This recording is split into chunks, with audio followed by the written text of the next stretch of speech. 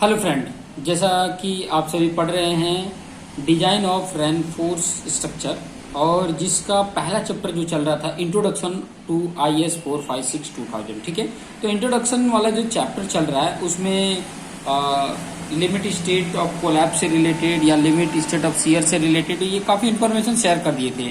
अभी जो बात करने वाले हैं कैरेक्टरिस्टिक स्ट्रेंथ के बारे में। ठीक है, कैरेक्टरिस्टिक स्ट्रेंथ क्या होता है, तो उसे भी आप अगर लास्ट क्लास में page number 67 IS 456 page number 67 में देखेंगे तो लास्ट क्लास में कैरेक्टरिस्टिक स्ट्रेंथ भी दिया है और कैरेक्टरिस्टिक लोड भी दिया हुआ है लास्ट क्लास में। सब कुछ जितने भी अभी बातें मैं बता रहा हूँ, पॉइंट बता रहा हूँ, ये सारा कुछ IS 456 2000 में दिया हुआ है और इसकी ज़रूरत है समझने के लिए। आपको थियोरी में मार्क्स गेन करने के लिए भी ये काफ़ी हेल्पफुल है। ठीक है, आगे स्टार्ट करने से पहले ये बोलूँगा कि बहुत सारी बेसिक चीज़ें हैं, तो अगर आपको एक नॉलेज है तो आप स्पीड में कर सकते हो, 1.5 की स्पीड में करके आप इस वीडियो को देख सकते हैं। ठीक है, तो चलिए बात करते हैं कैरेक्टरिस्टिक स्ट्रेंथ की। तो कैरेक्टरिस्टिक स्ट्रेंथ किसको बोला जाता है, तो ध्यान से समझेंगे। Characteristic strength means that value of strength of material का वो strength below which not more than 5% of the test result are expected to fail। मतलब वो स्ट्रेंथ है कि वो बोल रहा है कि below which is not more than 5%, मतलब जो कैरेक्टरिस्टिक स्ट्रेंथ है उससे कम में 5% से ज़्यादा टेस्ट रिजल्ट फेल का नहीं आना चाहिए। जैसे मैं टेस्टिंग कर रहा हूँ, ठीक है, यहाँ एग्जाम्पल में भी दिया है, वही चीज़ें मैं बता रहा हूँ कि जैसे मैं कोई ग्रेड का कंक्रीट में बनाया, वो ग्रेड के बारे में भी आगे डिस्कस कर देंगे, और मैं 100 नंबर आपका क्यूब बनाया, उसमें से 95% हमने देखा कि जो ग्रेड का क्यूब बनाया है वो एक स्ट्रेंथ से ज़्यादा रिजल्ट आ रहा है और कुछ 5% ऐसे हैं जो उससे कम में आ रहा है। तो वो जो ग्रेड जो आ रहा है, जिससे ऊपर आ रहा है, वो ग्रेड का कंक्रीट बोला जाता है। जैसे कि एग्जांपल में बोला जाए कि मान लीजिए कि FCK 25 मतलब कैरेक्टरिस्टिक स्ट्रेंथ 25 न्यूटन पर mm² है। तो इसका मतलब क्या है कि 100 नंबर ऑफ क्यूब अगर मैंने तैयार किया है तो 95 ऐसे क्यूब होंगे जिनका स्ट्रेंथ 25 न्यूटन पर mm² से ज़्यादा आता होगा और 5% होगा जो मतलब कम होगा। ठीक है, तो ये चीज़ें ध्यान में रखेंगे। क्लियर, कैरेक्टरिस्टिक स्ट्रेंथ ये बताता है। आगे हम कैरेक्टरिस्टिक लोड के बारे में भी देख लेंगे कि कैरेक्टरिस्टिक लोड क्या है। क्लियर, ठीक है, कैरेक्टरिस्टिक लोड से रिलेटेड भी हम कुछ इंपॉर्टेंट पॉइंट हम देख लेते हैं।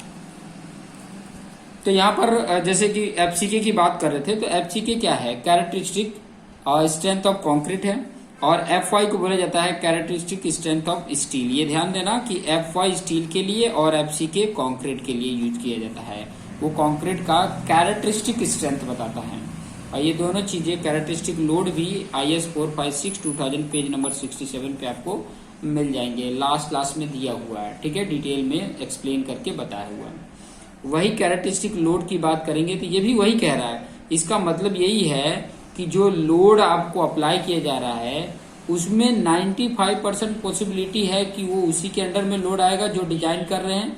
ठीक है, कैरेक्टरिस्टिक लोड 5% ऐसा होगा जो मतलब उससे जो बोला probability of not being exceed during the life of structure, मतलब 95% ऐसे होंगे जो मतलब जो स्ट्रक्चर है probability not being exceed during the life of the structure, जो लाइफ ऑफ स्ट्रक्चर है उसमें 95% जो हमने लेके चला उससे ज़्यादा नहीं होगा लोड। ठीक है, इस तरीके का कैरेक्टरिस्टिक लोड होता है।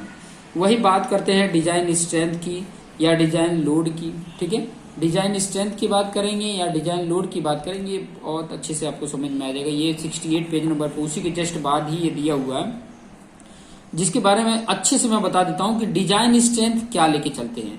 बात में कह रहा हूँ कि जब डिजाइन करने के लिए आएगा तो उसका स्ट्रेंथ हमें फाइंड आउट करने होंगे, तो स्ट्रेंथ क्या लेके चलेंगे, तो आपको वही चीजें मैं बता रहा हूँ कि जो उसकी कैरेक्टरिस्टिक स्ट्रेंथ दिया होगा और डिजाइन स्ट्रेंथ फाइंड आउट करना होगा, उसमें आपको पार्शियल सेफ्टी फैक्टर डिवाइड करना पड़ेगा। ये कंक्रीट है तो कंक्रीट के लिए पार्शियल सेफ्टी फैक्टर जो होता है 1.5 होता है और स्टील के लिए 1.15 यहाँ पे दिया हुआ है।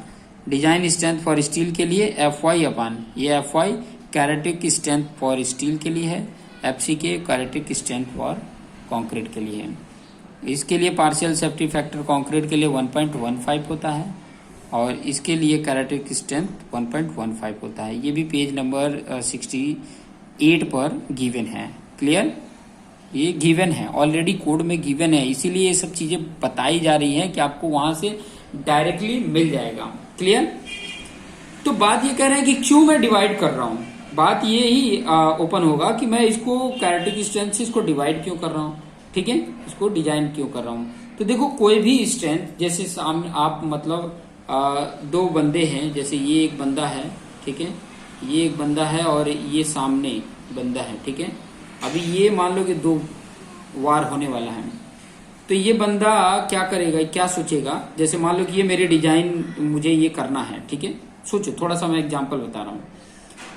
मैं अपना स्ट्रेंथ मेरा जो होगा उसको कम में मैं आकलन करके चलूंगा, ठीक है, और उस तरीके का आकलन करूंगा कि वो मेरा स्ट्रेंथ भी इनके सामने भारी पड़े। समझ में? इसके सामने क्या करे, भारी पड़े। कि अगर मान लो कि मैं जो कम स्ट्रेंथ मान के चल रहा हूं कि मेरी स्ट्रेंथ इतनी है, हालांकि है ज्यादा लेकिन मैं कम लेके चल रहा हूं, तो ये जो इसके कंपैरिजन मैंने देखा कि जो मैंने कम लिया फिर भी मैं इसके ऊपर भारी पड़ रहा हूं, तो आपके जीतने की प्रोबेबिलिटी क्या होगी, ज्यादा होगी।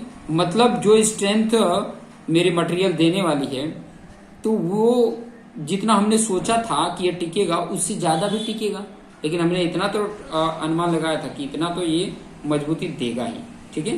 तो बात ये इसीलिए हमने क्या कर दिया कि जो लोड, जो ये स्ट्रेंथ होता है उसको भी हम कम कर देते। 1.15 से डिवाइड करोगे तो और कम वैल्यू हो जाएगी, कम वैल्यू हो जाएगी, मतलब स्ट्रेंथ तो इसका ज्यादा है लेकिन और कम में रख के हम इसको डिजाइन कर रहे हैं।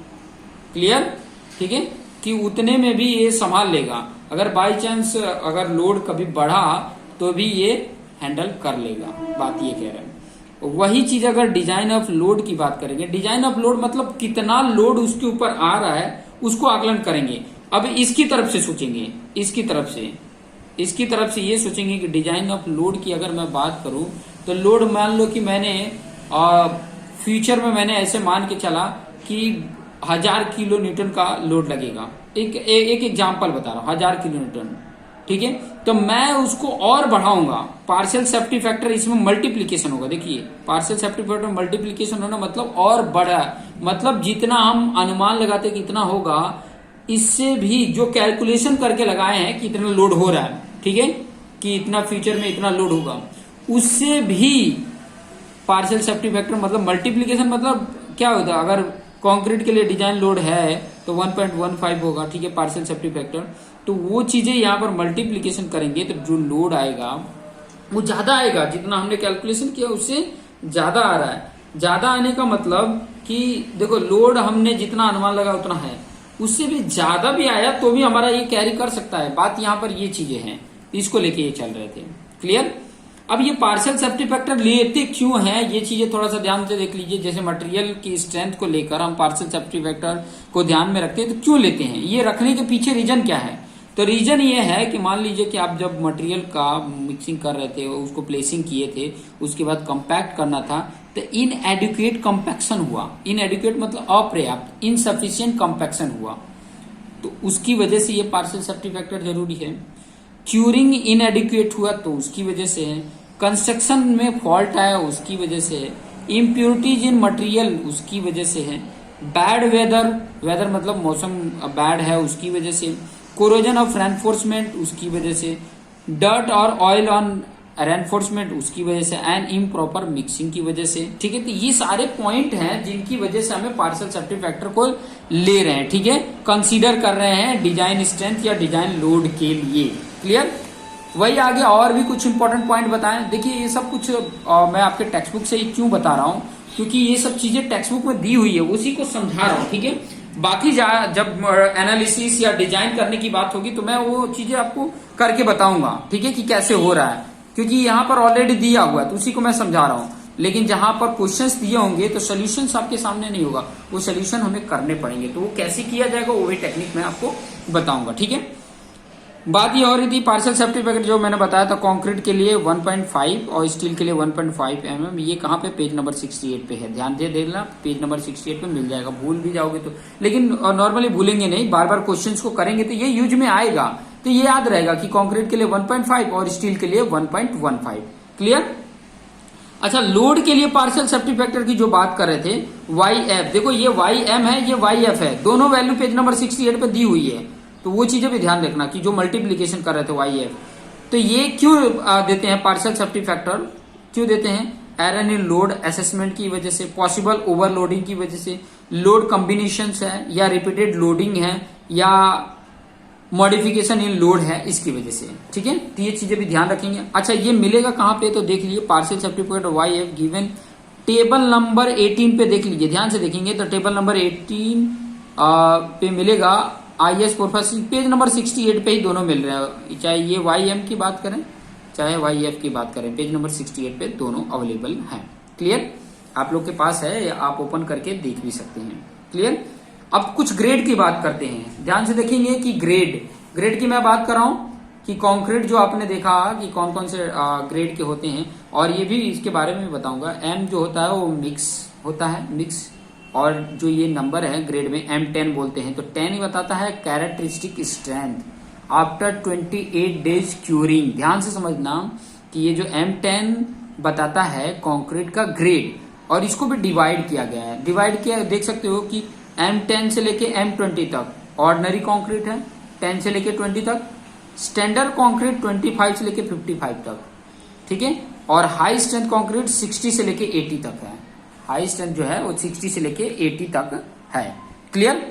अच्छा, कुछ और जो पॉइंट था वो भी थोड़ा ध्यान से समझ लीजिए।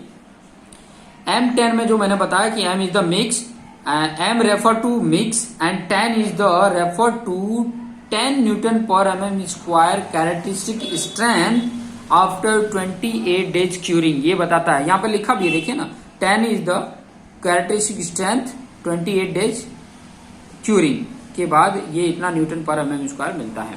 क्लियर। तो ये चीजें ध्यान रखिए। देखिए आज का इसका प्रोपोर्शंस भी दिया हुआ है, नॉमिनल मिक्स प्रोपोर्शंस दिया हुआ है 1:3:6। इसका मतलब ये क्या है, 1 पार्ट सीमेंट का, सैंड का 3 पार्ट और एग्रीगेट का 6 पार्ट। M15 का 1:4, 1:2:4, M20 का 1:1.5:3। क्लियर। 25 का 1:1:2। उसके बाद सब डिजाइन करने पड़ते हैं, 30 हुआ, 35 से लेके 80 तक सब डिजाइन करने पड़ते हैं। डिजाइन करने के बाद ट्रायल एंड एरर के बेस पे और भी कई सारे मेथड हैं जिनके बेस पे हम डिजाइन करते हैं, और ये हमें स्ट्रेंथ लाने होते हैं। ठीक है, ये स्ट्रेंथ हमें लाने होते हैं। और ये ग्रेड कैसे डिसाइड करेंगे, तो जैसे मैंने आपको बताया था कि हमें हर ग्रेड को लेके 100 नंबर ऑफ क्यूब बनाने हैं, उसमें सभी का टेस्टिंग करना है और देखना है कि 95 क्यूब आपका टेस्टिंग देखोगे कि उस मतलब एक स्ट्रेंथ से ज्यादा ही आ रहा होगा, 5% होंगे जो कम आ सकते हैं, तो वो ग्रेड आप डिसाइड करके बता सकते हैं कि किस तरीके का प्रोपोर्शंस में रख के आपको बनाना है। चलिए कुछ और इंपॉर्टेंट पॉइंट देख लेते हैं। क्या इंपॉर्टेंट पॉइंट है, जैसे कि ये है मिनिमम ग्रेड ऑफ कंक्रीट की बात कर रहे थे, मिनिमम ग्रेड ऑफ कंक्रीट की। तो जैसे एक्सपोजर में माइल्ड एक्सपोजर है, ठीक है, तो M20 grade minimum grade of concrete use करोगे। मॉडरेट अगर एक्सपोजर है, ठीक है, तो आप M25 यूज करेंगे कंक्रीट का। सीवियर में M30, वेरी सीवियर में M35 और एक्सट्रीम में M40। ठीक है, ध्यान देना, ये बहुत इंपॉर्टेंट चीज है, ये इंटरव्यू में भी क्वेश्चन पूछे जाते हैं और कई बार कॉम्पिटिटिव एग्जाम में भी क्वेश्चन आ जाते हैं। बहुत सारे बच्चे इग्नोर कर देते हैं, लेकिन यही सब छोटी छोटी चीजें जो एग्जाम में पूछ लिया जाता है और बच्चे उसको नहीं कर पाते। तो ध्यान से देखना, देखो M15 और lower grade concrete are use for PCC. ध्यान देना, पीसीसी के लिए M15 तक यूज किया जाता है। पीसीसी मतलब उसमें रेनफोर्स नहीं है, ऑलरेडी प्लेन कंक्रीट है। ठीक है, minimum grade of concrete for RCC, RCC के लिए कम से कम जो ग्रेड होगा वो M20 होगा आरसीसी में, उससे कम ग्रेड आरसीसी में नहीं यूज करना, ये ध्यान देना। वही बात कर रहा था, ये समझाया था, M20 to M40 grade are use for RCC, या आरसीसी अगर है तो M20 to M40 के लिए। M40 और higher grade concrete use for pre stress concrete में M40 से और ज्यादा भी है तो उसको प्री स्ट्रेस कंक्रीट में यूज किया जाता है। क्वेश्चन आता है कि व्हाट इज M20, तो मैंने आपको बताया था कि M रेफर करता है मिक्स को और 20 रेफर करता है 20 न्यूटन पर mm² compressive strength eight 28 days curing. Clear? जैसे मैं बता रहा हूँ कि ये इतने 150 mm 150 mm 150 mm साइज का आपने क्यूब लिया, उसमें आपने कास्टिंग किया और उसके बाद 28 डेज तक क्यूरिंग किया, फिर उसका कंप्रेसिव स्ट्रेंथ फाइंड आउट किया जिसमें मोर देन 20 न्यूटन पर mm² आया।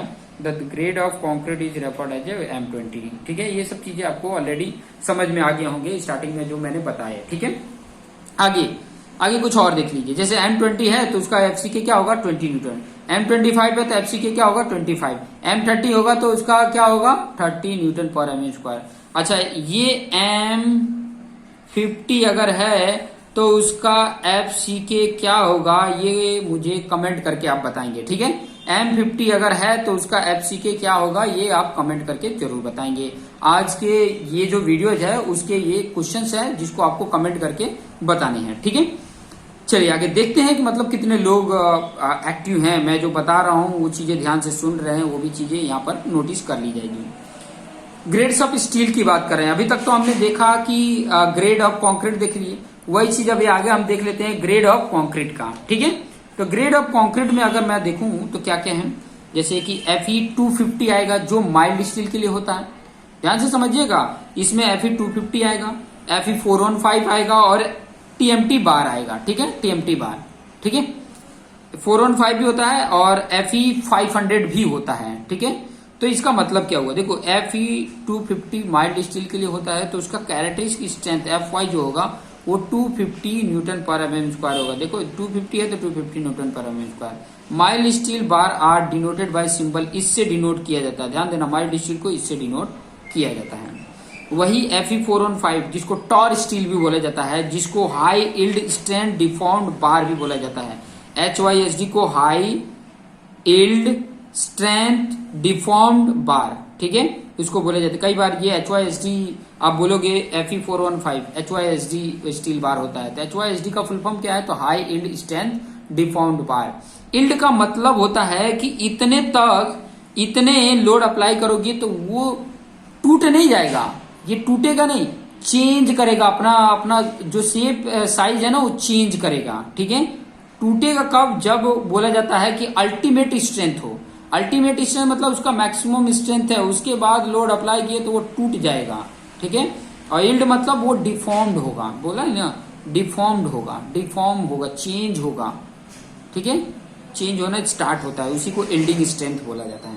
और TMT बार का कई बार फुल फॉर्म पूछ लिया जाता है, TMT बार, तो इसको थर्मोमैकेनिकली ट्रीटेड बार बोला जाता है, थर्मोमैकेनिकली ट्रीटेड बार। तो ये चीजें कुछ इंपॉर्टेंस थे जो आपको जानने के लिए बहुत जरूरी थे। ठीक है, तो ये सारे पॉइंट आप नोट डाउन करेंगे और जितने भी मैं बात बताया, देखो अगर आपको कुछ नहीं करना है, सिंपल सा अगर वीडियोज को 1.5 या 2 के स्पीड में भी अगर आप इसको देख लेते हो तो आशा करता हूँ कि मुझे आपको बहुत सारे बताने की जरूरत नहीं पड़ेगी, आप सुन के भी आपको याद रहेगा कि ये पेज नंबर पे, क्योंकि मैं कोड ही बता रहा हूँ, कोड तो आप एग्जाम में लेकर बैठने ही वाले हो, तो आपको आइडिया रहेगा कि ये क्वेश्चन है, ये पेज नंबर 67 या 68 पे मिल ही जाएगा। ठीक है, तो वहां से ये चीजें आप मतलब उसको नोट डाउन कर सकते हैं। ठीक है, आगे के जो पॉइंट है, बहुत सारे इंपॉर्टेंट पॉइंट है, वो चीजें नेक्स्ट वीडियो में डिस्कस करेंगे कि ताकि आपको आइडिया भी मिल सके। और बहुत बड़े बड़े वीडियोज नहीं, हाँ न्यूमेरिकल पार्ट में जब एक्सप्लेन करेंगे या कुछ और पॉइंट एक्सप्लेन करेंगे तो उसमें हो सकता है कि